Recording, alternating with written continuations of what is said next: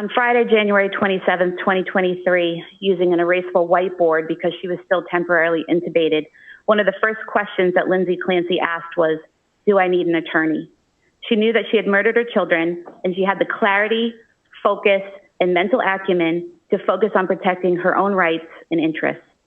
The following is a summary of the events that led to the murders of Cora Clancy, Dawson Clancy, and Callan Clancy. On the morning of Tuesday, January 24th, 2023, the defendant took her 5-year-old daughter, Cora, to the pediatrician's for an appointment. She interacted with a receptionist, nursing staff, and a doctor. There were apparently no issues with the defendant's demeanor or behavior as she completed the appointment and was allowed to leave with Cora without any issues or concerns. When she returned home, she went outside with Cora and a 3-year-old son, Dawson, to play in the snow. They built a snowman. The defendant sent photos to her mother and to the defendant, to her husband. She texted with them. Nothing in the text was out of the ordinary or any sign of any distress or trouble. Back inside later that day at 4:02 p.m., the defendant searched on her phone, Kids Miralax.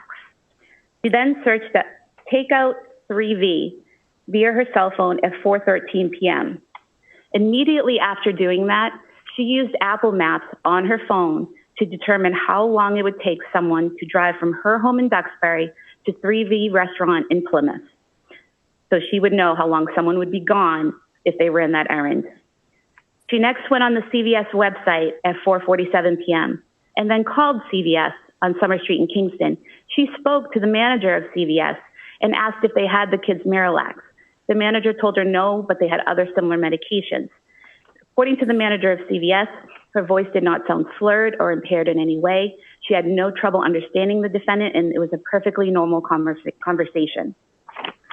At 4:53 p.m., the defendant texted her husband, who was working in his home office in their basement. She texted, "Any chance you want to do takeout from 3V? I didn't cook anything. It's been a long day."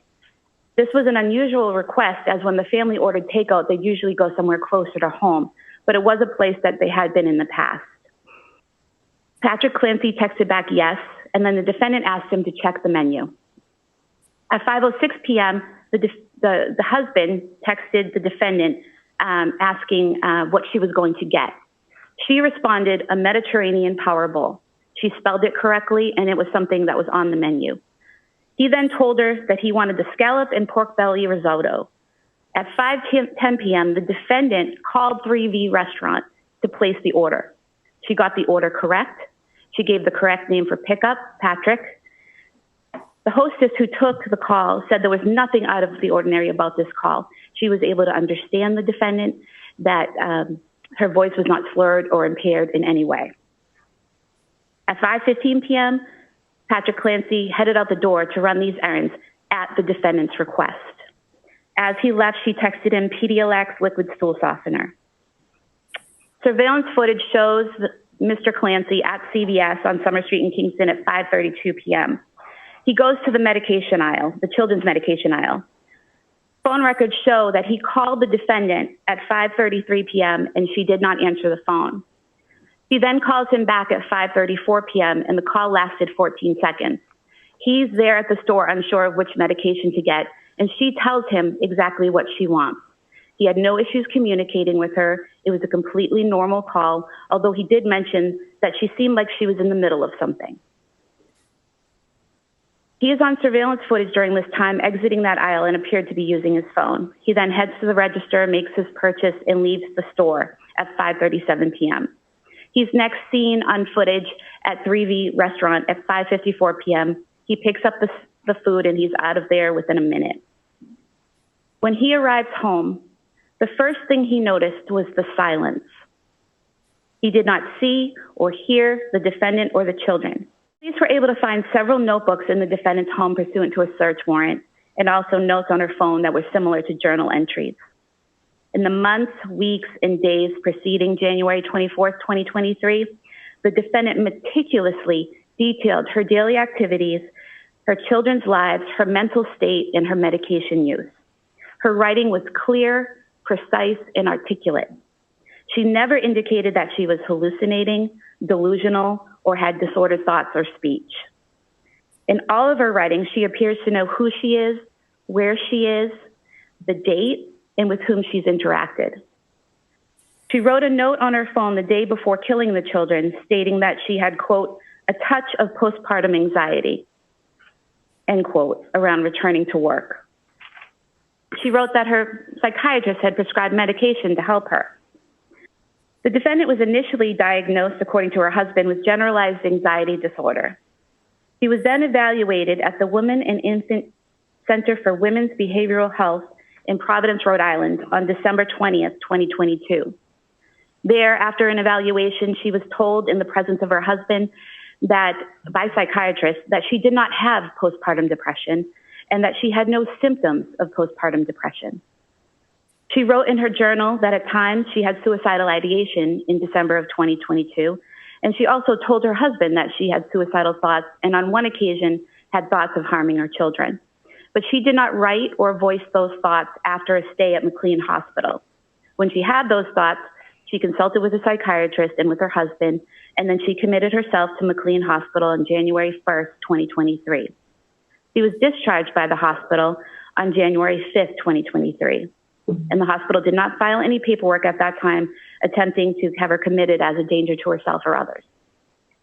She also kept meticulous and detailed daily medication logs in a diary that she wrote. She detailed that she had difficulties with each of the medications that were prescribed to her. And when she had issues with those medications, she detailed how her doctor had her stop that medication or wean off of it and then try something else. They were trying different medications to see what would work for her, what would benefit her. According to her husband, she was never on more than 4 to 5 medications at one time. And at the time of the murder, she was taking only 3 medications.